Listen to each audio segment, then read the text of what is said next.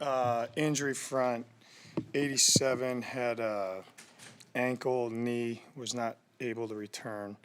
50 had a knee, Cody Simon. Tip, 87. Cody Simon had a knee, was not able to return. And then one had a look at his foot, but then he returned. So obviously very disappointing. Felt like we had multiple chances to put away the game in all three phases, and we did not do that. So collectively, we have to do a better job. And it feels like that's now 3 games in a row that I'm saying the same thing. But until we do a better job, we're going to keep losing. So it's never about one play, never about one phase. All of us collectively have to do a better job. So that's what we'll work on tomorrow. And our sense of urgency and our connectedness is always there. It obviously needs to increase because time's ticking. What do we got? What did you tell your guys after this? Just that. What are the issues on offense where you guys can't close out games? We got to get first downs, point blank. You said 2 weeks ago you were okay with the offensive coaching. Do you still feel that way? Yeah. I saw it. I mean, we have spurts in games that, I mean, we can do whatever we want right now. We just got to put it together for 4 quarters. What was the biggest change you saw from the way the offense started, going up 21-3 and then sputtering late?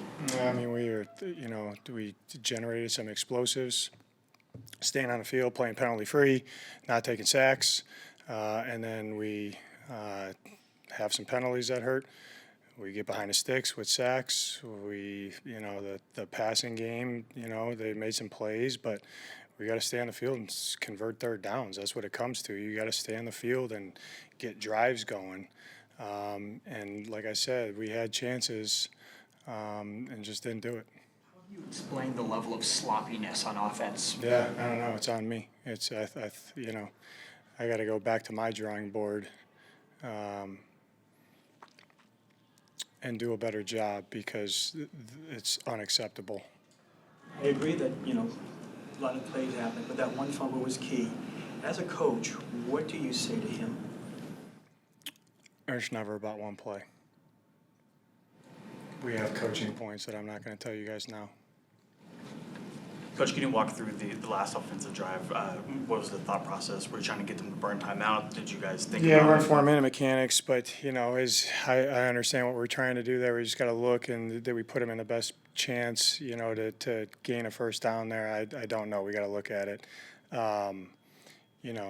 Typically you're trying to make them burn timeouts where that was on the clock. I get it. We just got to do a better job and get a first down. Who makes that decision on that play? Collectively, we do. Drew's obviously calling the game, but I know what he's calling. You mentioned talking about 3 times you feel like you're saying the same thing. Where do you start as a head coach looking inward? Yeah, all over the place. Tyler, it's good. We had some good reflection. It seems like we haven't played in forever. Coming off that Thursday night, you look in the mirror, you made some adjustments. We tweaked a couple things. I think we coached the details, but we're not coaching the details well enough. That's ultimately what it comes down to is give them credit. I didn't see Coach Callahan. He's probably celebrating, but to give them credit. They coached and played better than we did. That's what the NFL is, So I think our guys realize that. But I did tell them, Bob, everybody in there from staff to the coaches to the players to everybody in there, the clock is ticking. Like, it doesn't matter if you're a number 1 overall pick, a Pro Bowl safety, a third-year head coach, a first-year assistant, it doesn't matter. Like, we have to do a better job to close out games. With some of the sloppiness, did you feel like your guys were mentally locked in the final 3 quarters? Yeah, I never question them mentally locked in. What do you think, like, when you have 10 days off between games, you go through all those tweets, all that self-scouting, and then you get this... Well, I thought it was paying dividends early. All 3 phases looked good. And then we kind of lost our juice there and got beat, So 60 minutes. You got to play 60 minutes. Assuming you thought you'd win it when Rabbit hauls in a pick, but you can't corral it. What was that gut like for you? Yeah, they cut it to 2, I think. Big play, and sometimes the ball takes funny bounces, you know. I've seen that happen, crazy bounces before. It's unfortunate, but it happens. What happened on the snap off of Kyler's face?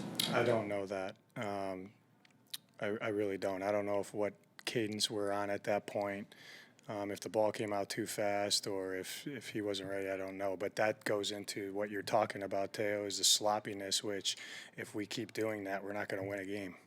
It seemed like there was a lot of pre-snap issues, not just that, with false starts and all sorts of stuff.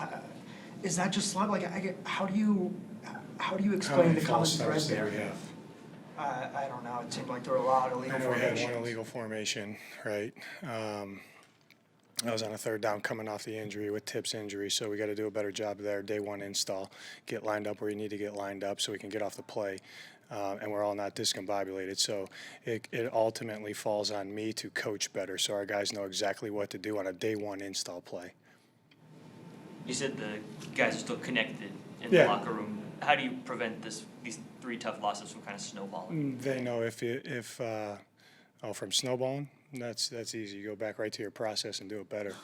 But I thought you were going to ask me, you know, you lose like we just did in 3 games like that. You're behind the 8 ball at 2 and 3. You feel like you gave one away, whatever. That's in the past. We got good players in there that care. They're mentally trained, and they'll go back to work tomorrow. Is this the worst that you've felt after a loss here? I don't know that. What do you think, Bob? We've had some bad ones. Yeah, I mean, they're all the same to me, honestly.